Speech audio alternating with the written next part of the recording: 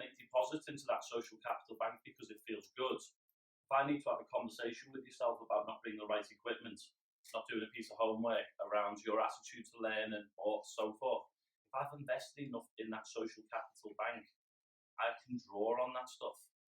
So I think for a minute of the teacher who had the greatest impact on you when you were in school, what did they do? Like, just reflect on it. What did they do? How heavily did they invest in relationships?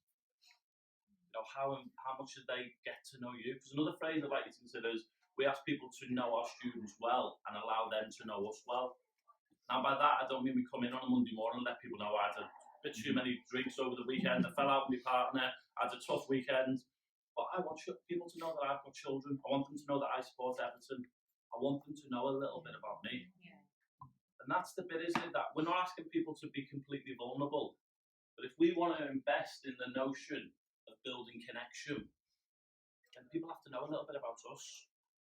But we need to know a lot about them. Because that bit you said about consistency, when I worked at a school, and I often share this story about David who arrived at school. He arrived a little bit late, and he had white shoes on, secondary school this. And he arrived a little bit late, and he was greeted with a finger in his chest. He told this teacher to F off. He told 3 more people to F off on his way down to a room and was excluded that day. But if you knew David really well, you'd know that that's the only piece of footwear David's got.